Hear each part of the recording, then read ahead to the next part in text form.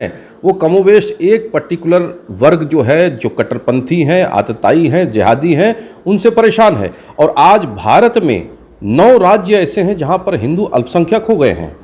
आप सोचिए, बांग्लादेश हमारा ही हिस्सा है, अफगानिस्तान हमारा ही हिस्सा था, पाकिस्तान हमारा ही हिस्सा था।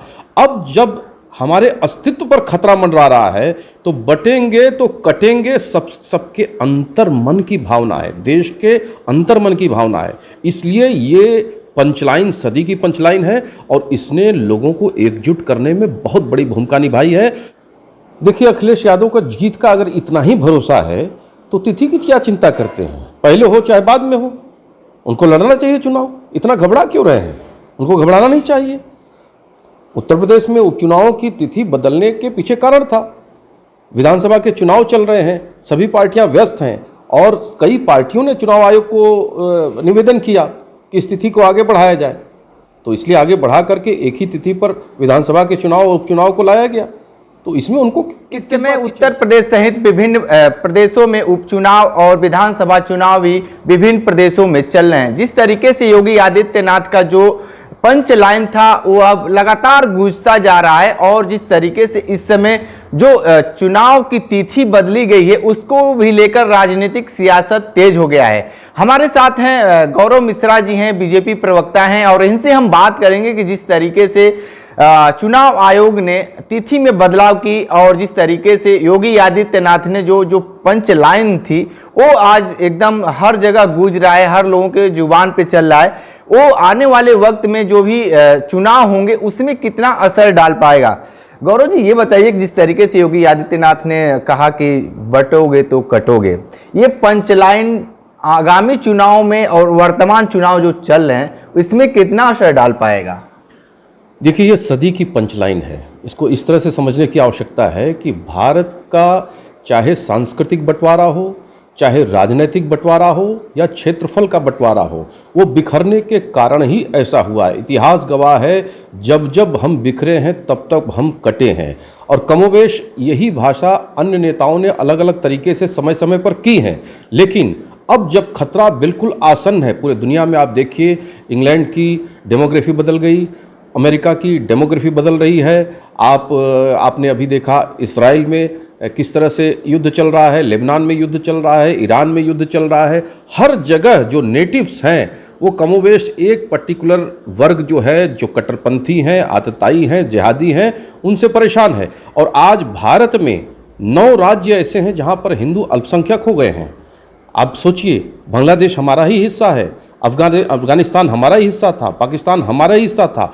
अब जब हमारे अस्तित्व पर खतरा मंडरा रहा है तो बटेंगे तो कटेंगे, सबके अंतर्मन की भावना है, देश के अंतर्मन की भावना है। इसलिए ये पंचलाइन सदी की पंचलाइन है और इसने लोगों को एकजुट करने में बहुत बड़ी भूमिका निभाई है। विकास तो भारतीय जनता पार्टी की केंद्र की सरकार और राज्य की सरकारें कर ही रही हैं, विकास तो हमारी सतत प्रक्रिया का हिस्सा है। लेकिन जब अस्तित्व पर खतरा मंडराने लगे तो लोगों को एकजुट होना ही पड़ता है और इस तरह के परिणाम आने स्वाभाविक है। अमेरिका का परिणाम आया, आप देखिए वहाँ पर किस तरीके से ट्रंप को विजयश्री मिली। आप भारत में देखिए, हरियाणा में देखिए किस तरह से जो एग्जिट पोल्स थे वो दिखा रहे थे, लेकिन हरियाणा की जनता ने जवाब दिया। हिमाचल में देखिए, कांग्रेस की सरकार होने के बावजूद उनके नेताओं ने विद्रोह किया। महाराष्ट्र में जो स्थिति है, महाराष्ट्र को बिल्कुल पूरी महाराष्ट्र की डेमोग्राफी बदल करके रख दिया है। महाराष्ट्र को वापस मुख्य धारा में लाने के लिए आवश्यक है कि पूर्ण और प्रचंड बहुमत की सरकार फिर भारतीय जनता पार्टी के नेतृत्व में वहाँ बने। और हमें पूरा विश्वास है, जो मध्य प्रदेश का रिजल्ट रहा, जो छत्तीसगढ़ का रहा, वही महाराष्ट्र का भी होगा, जो हरियाणा का रहा वही महाराष्ट्र का भी होगा।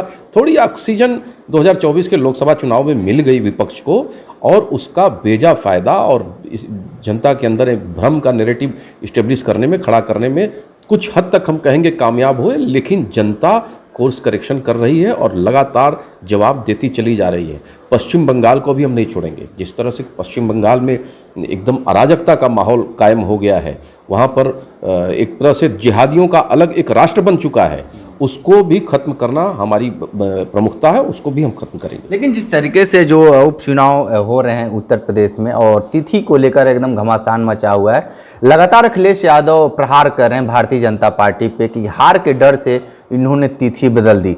आप क्या मानते हैं इसको?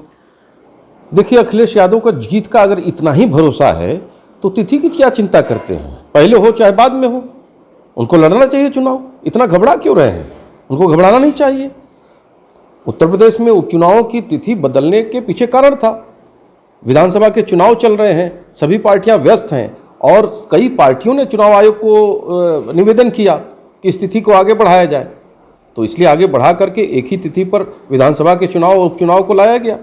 तो इसमें उनको किस बात की चिंता है? सेटिंग की बात करें, वो लोग सेटिंग की बात करें कि बीजेपी अब सेटिंग करने में जुटी है। इस समय जब 13 तारीख को जो होना था सेटिंग नहीं हो पाई, तो 20 तारीख तक हो सकता है उनकी सेटिंग हो पाए। सेटिंग की बात करें, देखिए, भारतीय जनता पार्टी की सेटिंग जनता के साथ है, वो पहले से है, हो चुकी है। थोड़ी सी सेटिंग गड़बड़ाई नहीं थी। जनता ने भारतीय जनता पार्टी को एक संकेत दिया और बीजेपी उस बात को समझ गई है। तो जो सेटिंग है जनता के साथ, वो भारतीय जनता पार्टी की इंटैक्ट है, मजबूत है, कड़ाई से जुटी हुई है। इसलिए डर और भय की भाषा वो बोल रहे हैं।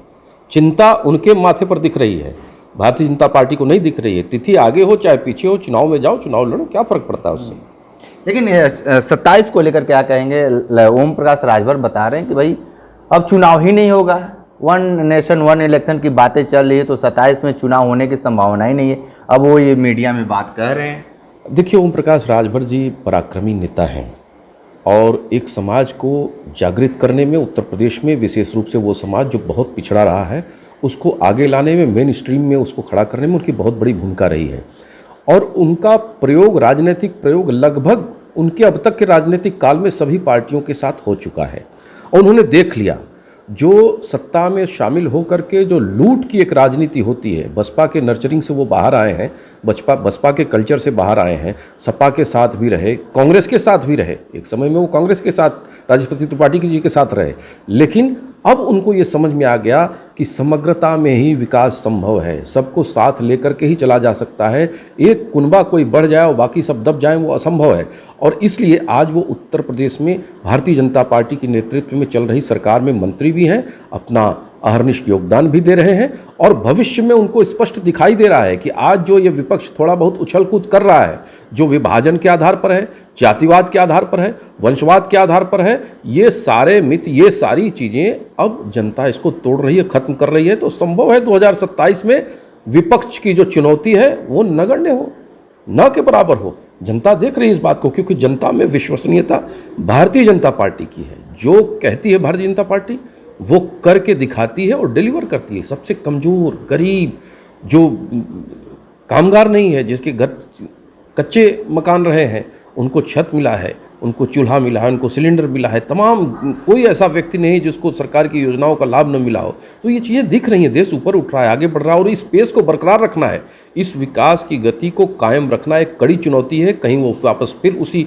गरीबी के अंधकार में न चले जाए। इसलिए भारतीय जनता पार्टी एकमात्र पार्टी है जो विकास की गारंटी है। एनडीए एकमात्र है जो भारत के विकास की गारंटी है, आम व्यक्ति के विकास की गारंटी है, जीडीपी के ग्रोथ की गारंटी है और वो हम अनवरत बरकरार भी रखेंगे।